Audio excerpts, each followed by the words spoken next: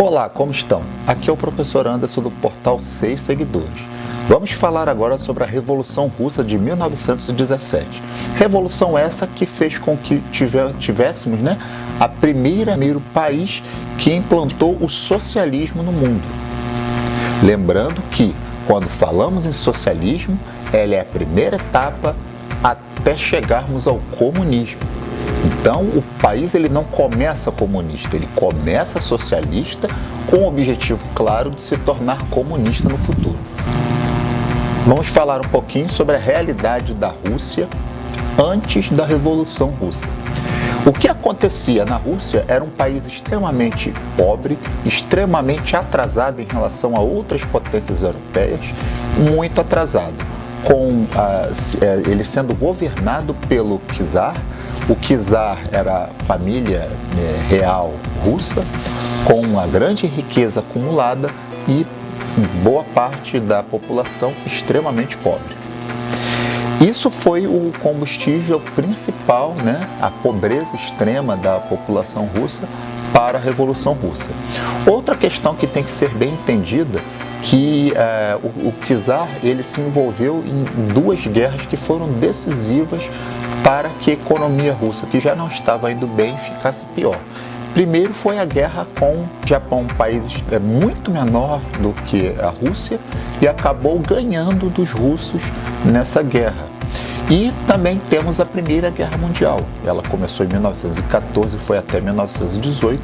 A Rússia sofreu pesadas perdas e, com a economia muito debilitada, acabou saindo da guerra em 1917 com um tratado de paz em que teve algumas perdas territoriais para os alemães. E, na verdade, com essas questões dessas guerras, em que acabou se envolvendo e acabou perdendo, debilitou mais ainda a economia russa, que já não ia muito bem. E existiam dois grupos políticos, que eram os mencheviques, que eram a minoria, e os bolcheviques, que eram a maioria. Eram os dois grupos políticos que se digladiavam na política russa, após a queda do czar. Lembrando que o czar dominava a política russa há 300 anos. Então a queda do czar foi realmente um fato muito marcante na história da Revolução Russa. Tivemos também o confronto do Exército Vermelho com o Exército Branco. O Exército Branco não queria mudanças tão radicais, queria a permanência da monarquia, e o Exército Vermelho já queria mudanças mais radicais. Tivemos a vitória do Exército Vermelho. E algumas medidas que esse Exército Vermelho implantou foi a separação total da Igreja do Estado, a expropriação dos bens da família nobre, das elites, e a organização política deles basicamente era em delegados, comitê central e politburo. Quer dizer, você morava numa determinada localidade, essa localidade elegia um delegado, esses delegados juntos, eles fariam a reunião e dali eles tirariam os nomes para o comitê central. E esse comitê central fazia um arranjo político e elegia os membros do politburo. Na verdade, a ideia era que, de alguma forma, você tivesse uma ampla participação popular em todos os aspectos da política russa da época. No entanto, o que observou-se ao final, no decorrer do processo, foi que o Politburo passou a centralizar boa parte das decisões políticas e econômicas da Rússia da época. Lembrando que a Revolução Russa teve duas fases. Teve a Revolução de Fevereiro, em que os mencheviques tomaram o poder.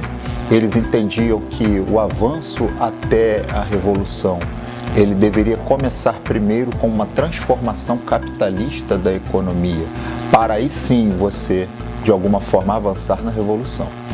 Os bolcheviques eram contra isso.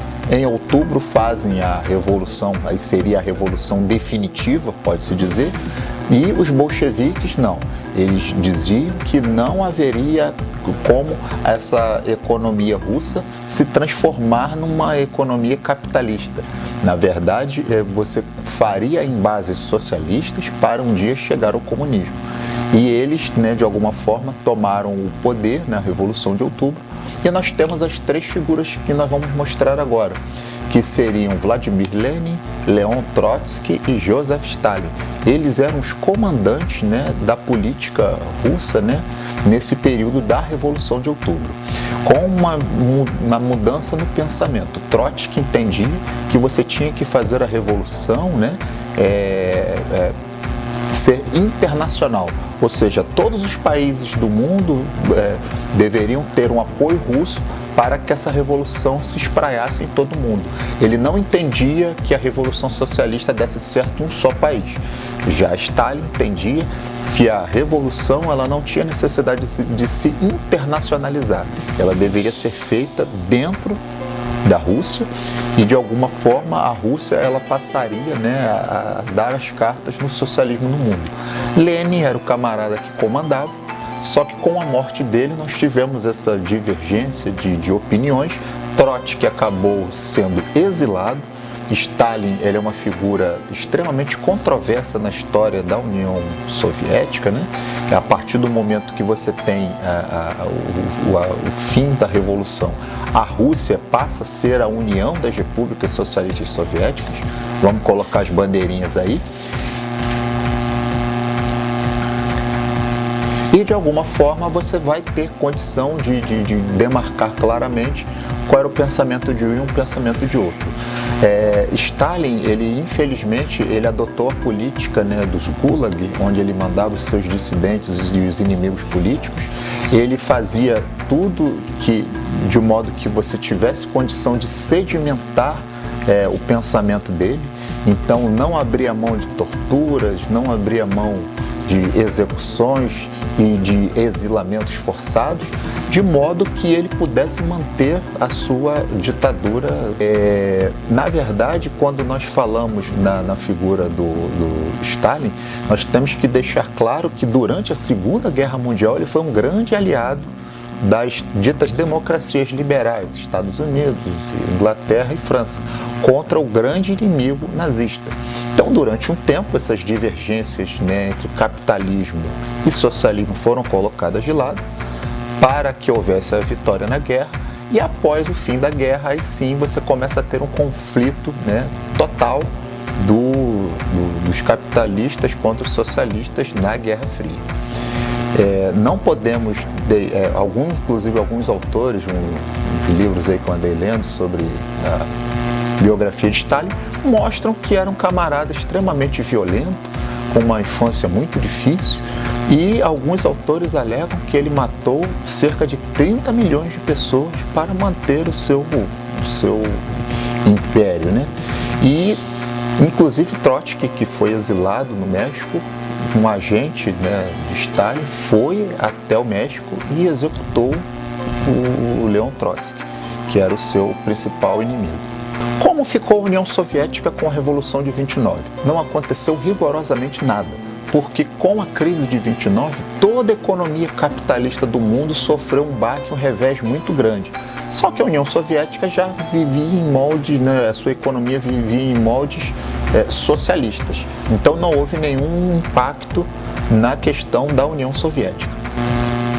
Muito obrigado, um bom dia, bom proveito e bons estudos.